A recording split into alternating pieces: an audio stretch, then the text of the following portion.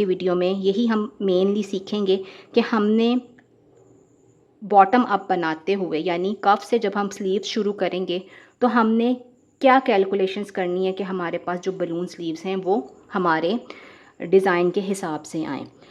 तो बिल्कुल सिंपल सा मैथ्स होता है, इसके लिए कुछ ज़्यादा कॉम्प्लिकेटेड चीज़ें नहीं हैं। मुझे बहुत ज़्यादा उसका वॉल्यूम नहीं चाहिए क्योंकि मैंने थोड़ा सा मोटा यान इस्तेमाल किया है। तो अगर हम ज़्यादा वॉल्यूम इसका ऐड करेंगे तो हमारे पास ड्रेप अच्छी नहीं आएगी। अगर आप मोहेर यूज़ कर रहे हैं या लाइट वेट यूज़ कर रहे हैं यान, फिंगरिंग वेट यान यूज़ कर रहे हैं, तो आप इसका वॉल्यूम ज़्यादा भी कर सकते हैं। तो बिल्कुल बेसिक टेक्निक है। बाजू हम हल्की सी बलून शेप में बनाएंगे, थोड़े से बैगी से होंगे क्योंकि हम ओवरऑल ये बैगी लुक का पुल ओवर डिज़ाइन कर रहे हैं। तो उसकी कैलकुलेशन किस तरह से करनी है वो आज हम सीखेंगे। हमारे पास ये जो डेप्थ है ना बाजू की, मॉडिफाइड ड्रॉप शोल्डर है, और ये जो डेप्थ है बाजू की ये है 9 इंचेस। अब ये देखें, ये फ्रंट की है ना और यही बैक की होगी, तो टोटल हमारे पास कितना हो जाएगा 18 इंचेस। यानी जहाँ पे हमने बॉडी के साथ स्लीव अटैच करनी है वो हमारे पास होना चाहिए 18 इंचेस। अब चूँकि हम ये बैगी बना रहे हैं तो हमारे पास इसका फ़र्क इस कफ़ के साथ बिल्कुल आधा होना चाहिए। यानी हम ये जो कफ़ बनाएंगे वो बनाएंगे 9 इंचेस का।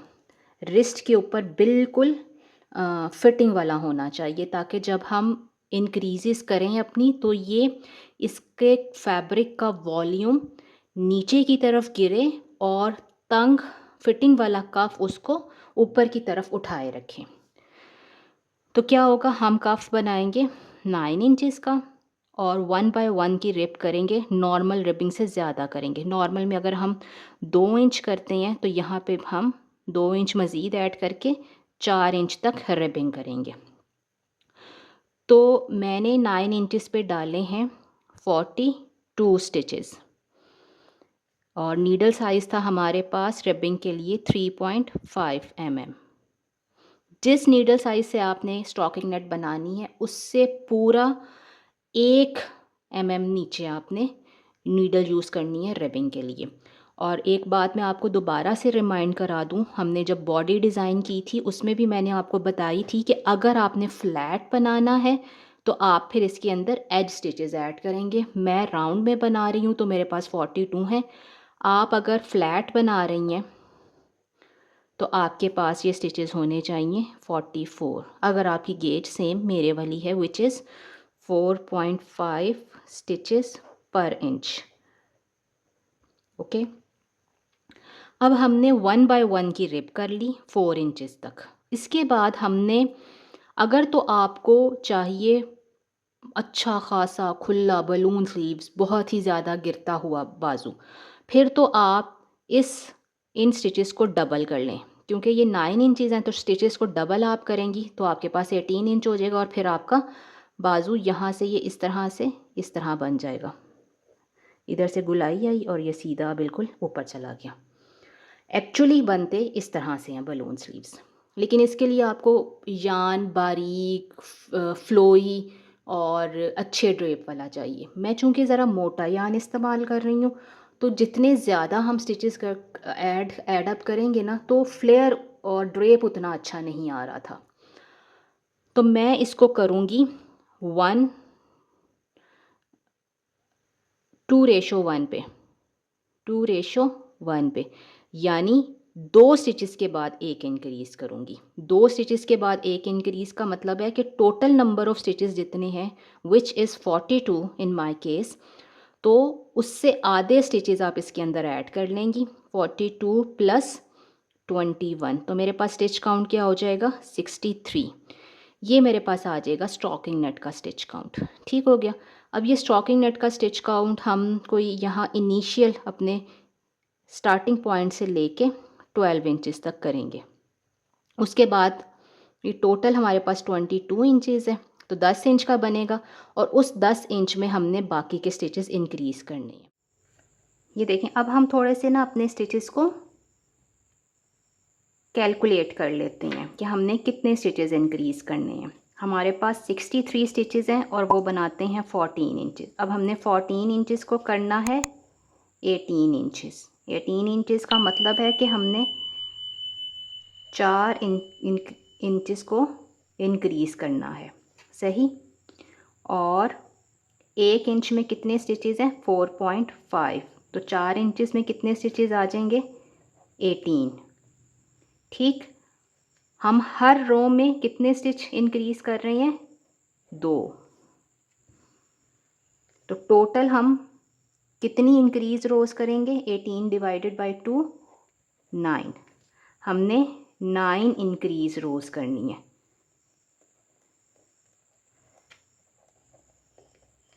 यानी 63 स्टिचेस को हमने करना है प्लस 18, 81 स्टिचेस। ठीक हो गया, ये हमारा हो गया मैथ्स। सबसे पहले तो आपने जिस यान के ऊपर काम करना है और उस यान के ऊपर आप जिस भी नीडल साइज़ के साथ काम करते हैं, जैसे मैं बेंटले लिए लोकल यान और मैं इसके साथ 4.5 mm की नीडल्स के साथ काम करती हूँ, तो आपने उससे एक साइज़, पूरे 1 या 2 साइज़ नीचे नीटिंग नीडल लेनी है। यानी मैंने 4.5 के साथ इसकी बॉडी बनानी है, तो मैंने 3.5 mm की नीडल्स के साथ इसकी रिबिंग की है। जो मैंने इसका कफ बनाया है वो 3.5 mm की नीडल के साथ बनाया है। और मेरे पास ये स्टिचेस हैं 42 स्टिचेस और मैंने 1 बाय 1 की रिप की है 30 रोज़ के साथ। अब मैं बहुत ज़्यादा इसके अंदर वॉल्यूम नहीं चाह रही हूँ, तो मैं इसको हर 2 स्टिचेस के बाद एक स्टिच इंक्रीज़ करूँगी। नेट 1 और पर्ल 1। इसके बाद मैं यान को फॉरवर्ड करके एक यान ओवर करूँगी और अपने पैटर्न में जाती रहूँगी। नेट 1, पर्ल 1, यान फॉरवर्ड, नेट 1, पर्ल 1, यान ओवर। और इसी तरह हमने पूरा राउंड नेट कर लेना। अगर आप स्ट्रेट नीडल्स के ऊपर कर रही हैं तो आप पूरी रो नेट कर लेंगे।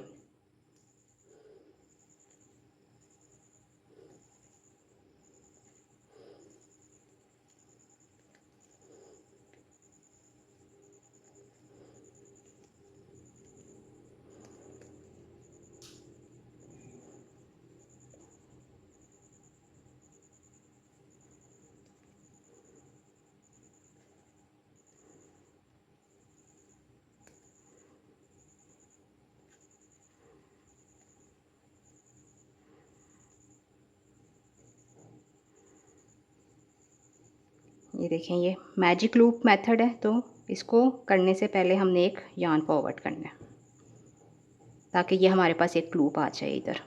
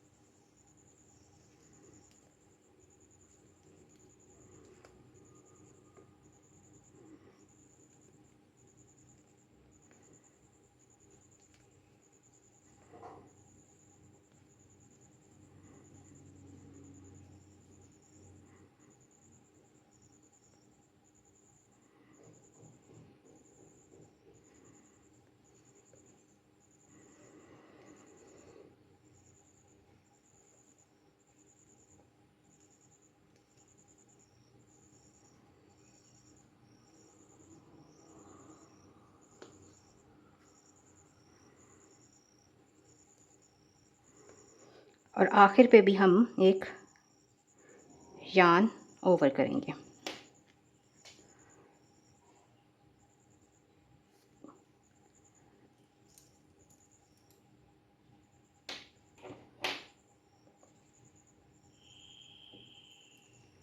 अब हमने करनी है अपना नीडल साइज़ चेंज करना है। मैं 4.5 mm की नीडल्स ले रही हूँ और पैटर्न में ही रहना है हमने। हमारे पास पहला नेट स्टिच है, इसको नेट किया, अगला पर्ल है, इसको भी पर्ल किया और अगला हमारे पास यार्न ओवर है। इसको हमने पर्ल करना है फ्रंट से, फ्रंट लेग से हम इसको पर्ल करेंगे ताकि ट्विस्टेड आए, हमारे पास होल ना आए। इसी तरह ये पूरा राउंड कर लेंगे। नेट 1, पर्ल 1,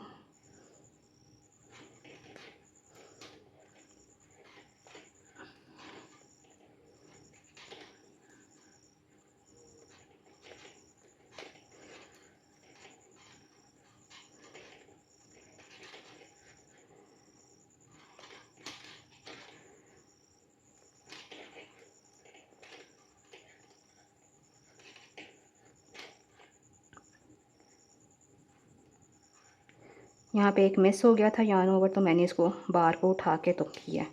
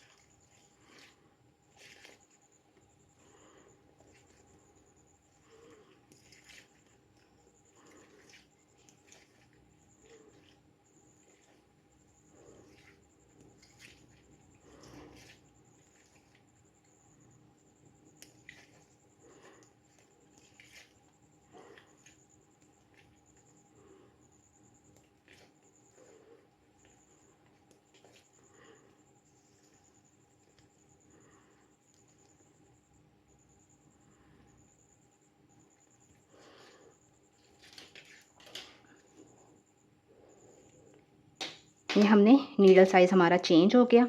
अब हमारे पास जो इस्टेब्लिश्ड रिबिंग थी वो 1 बाय 1 की थी। अब हमने हर 2 के बाद एक खाना बढ़ाया है, तो हमारे पास अब रिबिंग का पैटर्न हो गया है नेट 1 पर्ल 2, नेट 1 पर्ल 2। अब हम बिल्कुल 2 या 3 राउंड और करेंगे इस तरह से ही, इसी रिबिंग पैटर्न में, इसी नीडल साइज़ के साथ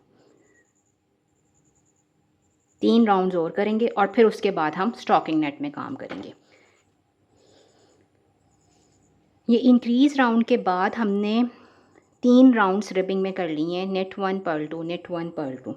अच्छा, अब ज़रूरी नहीं है कि आप इसको रिबिंग में ही करें, नेट 1 पर्ल 2 में करें। आप इसको इंक्रीज़ के बाद डायरेक्ट स्टॉकिंग नेट में भी शुरू कर सकते हैं। लेकिन मैं चाह रही थी कि ये थोड़ा सा चुनट वाले स्टाइल में आए, तो रिबिंग हमें यहाँ से तंग होगी, यहाँ पे हमने रिबिंग खुली की तो हल्की सी चुनट देगी, और फिर जब हम स्टॉकिंग नेट बनाएंगे ना तो ये इस तरह से गुलाई सी आएगी। तो ये बस एक सिर्फ डिज़ाइन एलिमेंट है। अगर आप चाहें तो आप इंक्रीजिंग के बाद डायरेक्ट स्टॉकिंग नेट में भी अपना काम शुरू कर सकते हैं। और अब हमने इसको सीधा सीधा स्टॉकिंग नेट स्टिच में बनाते जाना है।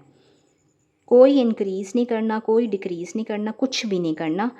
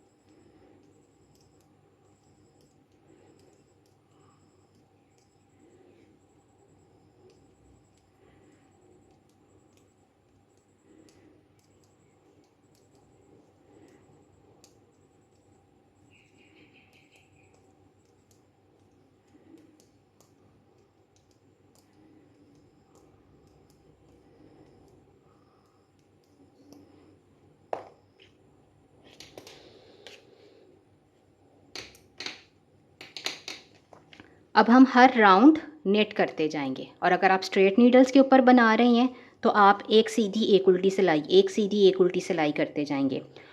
और ये काम हमने करना है तकरीबन 7 इंचज़ तक। ब्राउन जहाँ पे मैंने कलर चेंज किया वहाँ से हमने ये काम करना है 7 इंचज़ तक, यानी टोटल हमारे पास हो 12 इंचज़ तक की बाजू तैयार। 12, हाँ 12 इंचज़ तक हमारी बाजू, कास्ट ऑन एट से 12 इंच तक हमारी बाजू होनी चाहिए। तो ये हम बग़ैर किसी इंक्रीज़ और डिक्रीज़ के इसको कंप्लीट करेंगे। उसके बाद हमने करनी है इंक्रीजिंग, क्योंकि हमें ऊपर से थोड़ा सा खुला, अंडर आर्म से हमें बाजू थोड़ा सा खुला चाहिए। हमारे पास स्लीव की लेंथ 12 इंचज़ हो गई है कास्ट ऑन एज से। और अगर हम कफ़ के बाद चेक करें तो कफ़ के बाद है हमारे पास ऑलमोस्ट 8 इंचज़। अब हमने करना है इंक्रीज़। अब हम करेंगे इसको बिगिनिंग ऑफ राउंड के ऊपर। अब हम डालेंगे एक स्टिच मार्कर।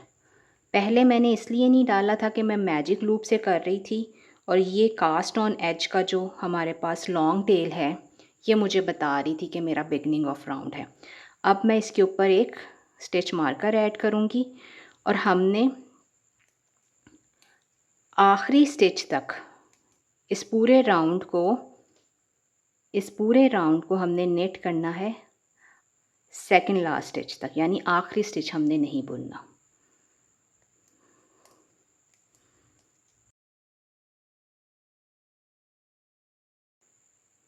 ये देखें, ये हमने स्टिच मार्कर से एक स्टिच पहले तक इसकी बुनाई कर ली है।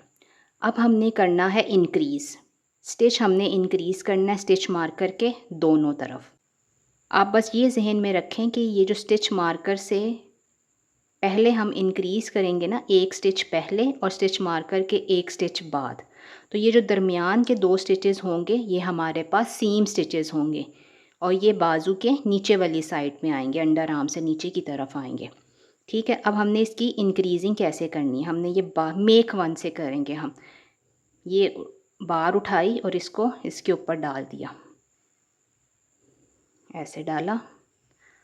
अब ये बार फ्रंट से देखें किस तरफ जा रही है, फ्रंट से देखें ये राइट साइड पे जा रही है, तो ये मेक वन राइट है। सही, एक इंक्रीज़ हो गया, इसको नेट किया, स्टिच मार्कर को स्लिप किया, ये बिगनिंग ऑफ राउंड का निशान है। फिर एक नेट किया, ये बार उठाई, पहले हमने इस तरह डाला था, अब हमने इसको ऐसे डालना है। ठीक, ये बार किस तरफ जा रही है? लेफ़्ट साइड पे जा रही है। इसको हम बुनेंगे पीछे की तरफ से। ये हो गया मेक वन लेफ़्ट। हमने 2 स्टिचेस इंक्रीज़ कर लिए हैं।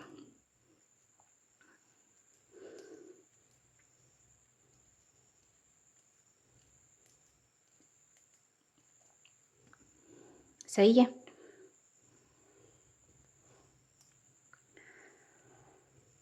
अब आपने जो स्टिच इंक्रीज़ किया है ना, इसके ऊपर आपने डालने हैं स्टिच मार्कर, इस वाले स्टिच के ऊपर आप डाल लें। ठीक,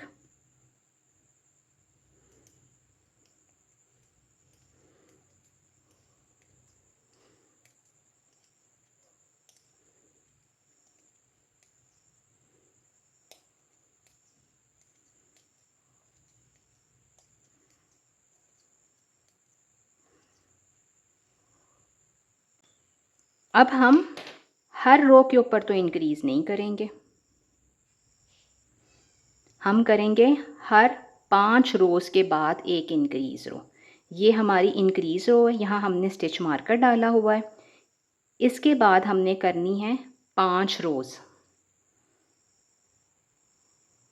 बल्कि मैं राउंड में बना रही हूँ तो मैं बनाऊँगी 5 राउंड्स। उसके बाद फिर हम दोबारा से एक इंक्रीज़ राउंड करेंगे और यही काम हमने करते जाना है यहाँ तक कि हमारे पास 81 स्टिचेस आ जाएं। जब हमारे पास 81 स्टिचेस आ जाएंगे तो हमारे पास अपने बाजू की लेंथ भी ऑलमोस्ट कंप्लीट हो जाएगी। जो ये पहला इंक्रीज़ राउंड था और मैंने आपसे कहा था कि हमने इंक्रीज़ राउंड के बाद 5 राउंड्स बग़ैर किसी इंक्रीज़ के करने हैं। तो ये पहला था, ये इंक्रीज़ राउंड, और इसके बाद अब हमने काउंट करने के हमारे पास 5 राउंड्स हों, तो वो हम काउंट करेंगे ऐसे 1 2, ये 3, ये 4 और ये 5। ठीक, ये इंक्रीज़ राउंड, इसके बाद 1 2 3 4 और 5। इसका मतलब है कि हमारे 5 राउंड्स कंप्लीट हो गए हैं। अब हमारे पास फिर से इंक्रीज़ राउंड की बारी है।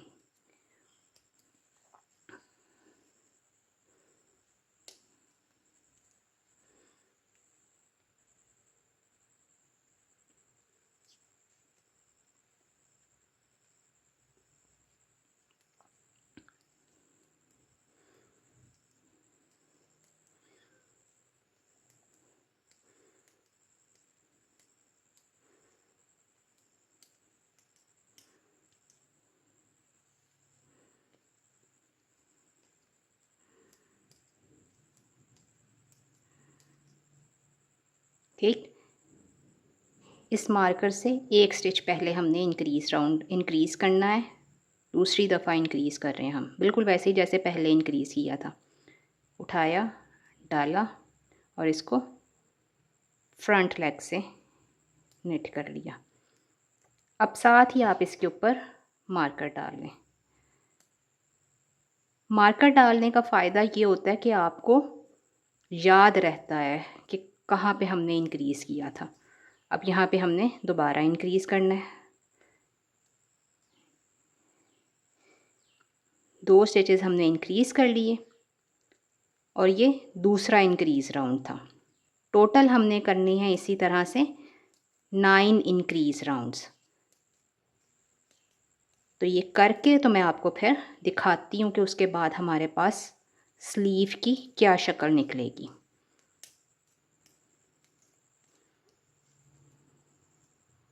ये बाजू की 9 इंक्रीज़ेस कंप्लीट हो गई हैं। ये हम काउंट कर लेते हैं 1 2 3 4 5 6 7 8 और 9। आखिरी इंक्रीज़ के बाद हमने 1 2 और 3 राउंड्स किए हैं। और इस टाइम हमारे पास अपने बाजू की जो स्लीव की जो लेंथ है वो रिक्वायर्ड लेंथ से 1 इंच कम होनी चाहिए। 20.5 है, मुझे चाहिए 21.5, 54 सेंटीमीटर्स। ठीक, अब हमने क्या करना है, अब हम चूँकि मॉडिफाइड ड्रॉप शोल्डर्स बना रहे हैं तो हमने अब राउंड में नहीं बनाना बल्कि बैक एंड फोर्थ बनाना है। ये देखें, इतना 1 इंच तक हमने बैक एंड फोर्थ बनाना है, यानी यहाँ पे ये अटैच ना हो, ये राउंड में ना हो बल्कि ये खुला हो। तो इस टाइम तीसरे राउंड के बाद ये 1 2 3, तीसरे राउंड के बाद हमने अब अपना काम बैक एंड फोर्थ करना है और करेंगे हम, ज़ाहिर है राउंड सिलाई के ऊपर, सीधी सिलाई के ऊपर नहीं होगा ये। तो ये काम हम करेंगे 6 रोज़।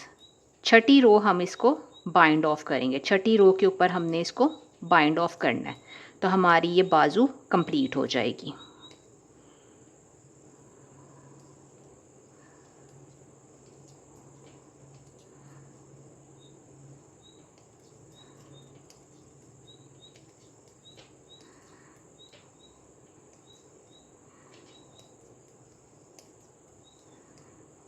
देखें, जब आप यहाँ पे राउंड पूरा करके वापस आ जाएंगे ना तो ये हमारा बैक एंड फोर्थ बनना शुरू हो जाएगा।